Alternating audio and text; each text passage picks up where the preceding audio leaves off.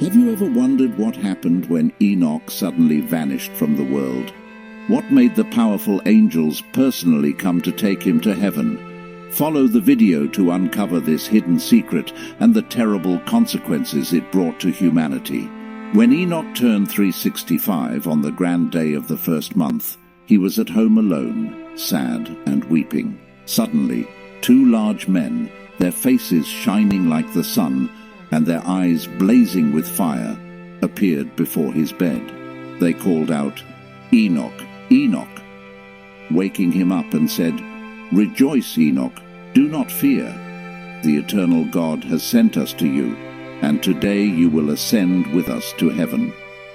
After Enoch spoke with his sons, they lifted him on their wings through the clouds and placed him into the first heaven. As mankind multiplied on earth, their daughters were born with radiant beauty and exceptional grace, catching the eyes of the angels, known as the sons of heaven. One night, the angels gathered, their eyes filled with desire. "Come," they said to one another, "let us choose wives from the daughters of men and beget children." Their leader, Semjaza, was worried. "I fear you will not agree to do this deed, and I alone will bear the great sin." But the angels, determined, swore to execute this daring plan. 200 angels descended during the time of Jared, landing on Mount Hermon. They named the place Hermon because they had sworn and bound themselves to the plan there. The fallen angels included Semjaza, Samlazaz, Arakulba, Ramil, Kokablel, Tamlel, Ramlel, Danel, Ezekiel, Barakijal, Asael, Armaros, Batarel, Ananel, Zaklel, Samsapil, Satarel, Turel, Jomjael, and Sariel, each leading a group of 10. Together they embarked on a perilous journey of treachery. The fallen angels took wives from among humans, teaching them spells and the secrets of plants. Women gave birth to giants, 3,000 ells tall, who consumed all resources and turned to eating humans when hungry. The giants and angels sinned with every creature and ate each other, causing the earth to cry out against their lawlessness.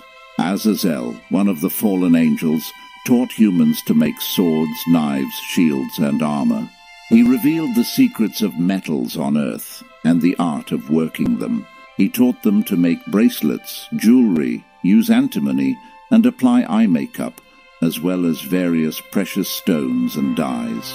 Semjaza taught spells and root cutting, while Amaros taught spell release. Barakijal shared knowledge of astrology. Kokabel explained constellations. Ezekiel revealed the secrets of clouds. Arakiel the signs of the earth. Shamsiel the signs of the sun, and Sariel the course of the moon. In this grim and eerie atmosphere, the fallen angels and giants turned the world into a place of chaos and iniquity, causing all living beings on earth to live in terror and despair. When humans died, their cries reached heaven, pleading for deliverance from the corruption and violence brought by the fallen angels. Michael, Uriel, Raphael, and Gabriel looked down from heaven and witnessed the bloodshed and lawlessness spreading across the earth. They whispered to each other, "The earth, once a place of peace, is now filled with the cries of the oppressed, reaching the gates of heaven." The holy angels were moved by humanity's pleas and called out, "Let us bring our petition before the Most High." The archangels presented their case to the Lord of Ages. "Lord of lords, God of gods, King of kings, your glorious throne endures forever. You see everything. Nothing is hidden from your sight. You have seen Azazel teach wickedness on the earth and reveal eternal secrets. Samlazaz, their leader, has led his followers astray. They have come to the daughters of men, slept with them, and defiled themselves. They have revealed all kinds of sins. The women have borne giants, and the earth is now filled with blood and iniquity." The cries of humanity reached heaven, drawing the attention of the divine realm, signaling a fateful confrontation between the powers of heaven and the fall of the angels. The souls of the dead wept, their prayers reaching the gates of heaven. Their cries were unending due to the lawlessness on earth. The Most High, the Holy and Great One, listened and decided to act. He sent Uriel to Noah, son of Lamech, and said, "Go to Noah and tell him in my name, hide yourself. Reveal to him that the end is near, and the whole earth will be destroyed by a great flood. Instruct him so that he and his descendants may be preserved." The Lord commanded Raphael, "Bind Azazel hand and foot, and cast him into the darkness in the desert of Dudael. Cover him with rough and jagged stones, and envelop him in darkness. Leave him there forever, until the day of judgment, when he will be thrown into the fire. Heal the earth that the angels have corrupted." The Lord said to Gabriel, "Destroy the offspring of the fallen angels. Send them to battle each other until they perish. Their pleas will not be heard, and each will live for 500 years. The Lord ordered Michael, "Bind Samlazaz and his associates. When their sons have slain one another, and they see the destruction of their loved ones, bind them for 70 generations in the valleys of the earth, until their judgment day. They will be led to the abyss of fire and confined forever. Destroy all evil spirits and the corrupt souls, so that righteousness and truth may flourish, and the earth be filled with blessing. All the righteous will live in peace, begetting thousands of children. The earth will be tilled in righteousness, desired trees planted, vineyards will yield abundant wine, and seeds will produce 1,000-fold. Cleanse the earth from all oppression, sin, and godlessness. All humanity will become righteous, and the earth will be purified from all defilement, sin, punishment, and suffering. In those days I will open the storehouses of blessings in heaven and pour them out on the earth. Truth and peace will flourish throughout the world for all generations." Enoch was hidden, and no one among the children of men knew where he was or what had happened to him. He spent his days with the holy ones, and was called upon by the fallen angels. "Enoch, scribe of righteousness," they said, "declare to the fallen angels that there will be no peace or forgiveness for their sins. They will witness the slaughter and destruction of their sons, and will plead forever without mercy." Enoch approached Azazel and declared, "Azazel, you will have no peace. You will be bound, and have no tolerance or forgiveness for the wickedness you have taught, and the unrighteous deeds you have shown to humanity." Enoch then informed all the fallen angels. Fear and trembling seized them, and they begged him to write a petition for forgiveness and present it to the Lord. Unable to speak with him, they were ashamed of their sins. Enoch wrote their petition and prayer, seeking forgiveness and longevity, and went to the waters of Dan, where he read their plea until he fell asleep. In his sleep, Enoch dreamt of terrifying images of punishment, and a strange voice commanded him to recount them to the fallen angels and rebuke them. Upon waking, he found the fallen angels gathered, weeping at Abel's jail, between Lebanon and Senneser, with their faces covered. Enoch recounted all the visions he had seen, and began to speak words of righteousness, rebuking the fallen angels.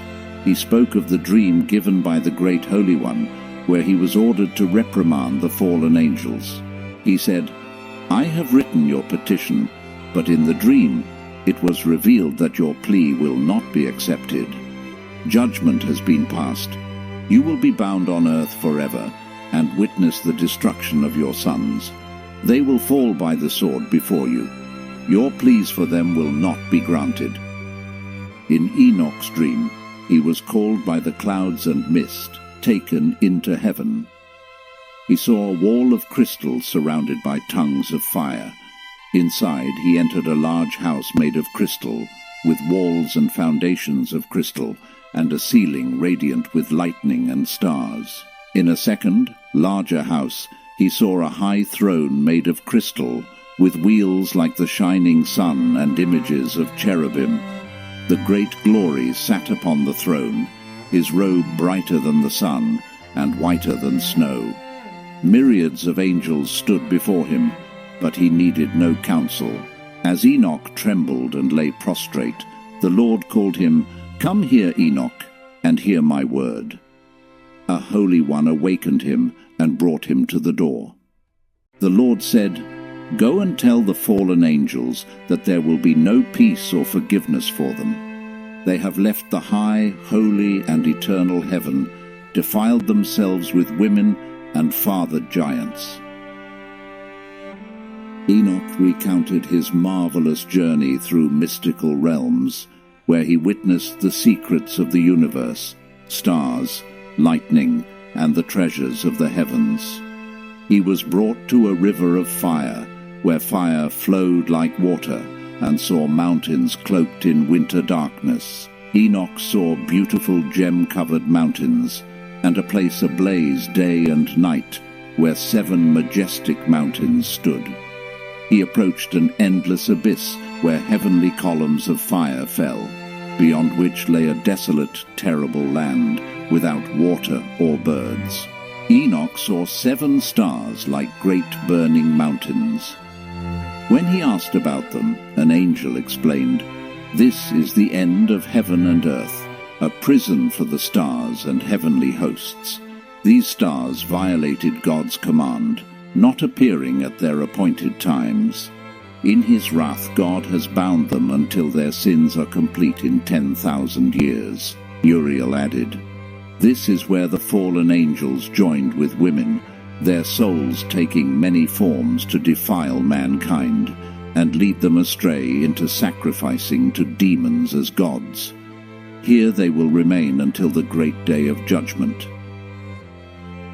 Enoch alone witnessed the end of all things, a sight no one else had seen. He continued his journey with the holy angels, exploring the universe's mysteries and meeting the celestial guardians of humanity. Enoch recounted, "The names of the holy angels are Uriel, who governs the world and Tartarus; Raphael, who oversees human souls; Raguel, who brings vengeance on the luminaries; Michael, who presides over the best part of humanity and chaos; Sarachael, who governs the spirits of sinners; Gabriel, who guards paradise, serpents, and cherubim; and Remiel, who is appointed over those who rise." Enoch was led to a place of chaos, without heaven above or firm ground below. There he saw 7 stars of heaven bound, burning like great mountains. He asked, "For what sin are they bound, and why are they cast here?" Uriel replied, "These are the stars of heaven that violated God's command. They are bound here until 10,000 years, the time assigned for their sins." From there, Enoch was led to an even more dreadful place. He saw a great blazing fire, filled with large falling columns of fire. Enoch exclaimed, "This place is terrifying." Uriel reassured, "This is the prison of the fallen angels, where they will be confined forever." Enoch continued to a hard rock mountain with 4 deep, smooth pits. Raphael explained, "These pits are for gathering the souls of the dead until their judgment day. All human souls are gathered here until their appointed time." Enoch saw a soul crying out, its voice rising to heaven. He asked, "Whose soul is crying to heaven?" Raphael replied, "This is the soul of Abel, whom his brother Cain killed. He cries out against Cain until Cain's descendants are destroyed from the earth." Enoch asked about the division of the pits. Raphael explained, "These pits are for the souls of the dead, one for the righteous, with a bright stream, one for sinners who died without being judged, where their souls suffer until judgment day, one for those who cry out, revealing their destruction, and one for souls that are not righteous, but are sinful and transgressors." Enoch continued his journey to the west of the ends of the earth, where he saw an unceasing fire burning day and night. Raguel, one of the holy angels, explained, "This is the fire in the west that persecutes all the stars of heaven." Enoch continued to another part of the earth, where he saw a range of mountains ablaze day and night. Beyond them, he saw 7 beautiful mountains, each unique with precious stones. The 7th mountain in the middle was the highest, like a throne surrounded by fragrant trees. Among these trees was one that stood out with a fragrance surpassing all others. Its leaves, flowers, and wood never withered, and its fruit was magnificent, like dates. Enoch marveled, "How beautiful is this tree, with its wonderful fragrance and beauty."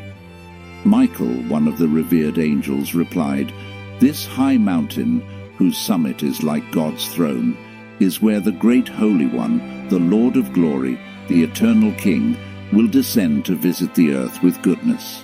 As for this fragrant tree, no one may touch it until the great judgment day, when it will be given to the righteous and holy.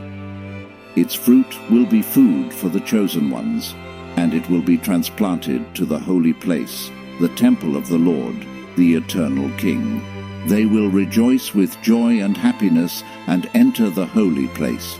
Its fragrance will be in their bones, and they will live long lives on earth, free from sorrow, illness, pain, or calamity." Michael continued. Thank you for watching the video. I hope that through these miraculous events, we have gained a deeper understanding of Jesus' great love and sacrifice.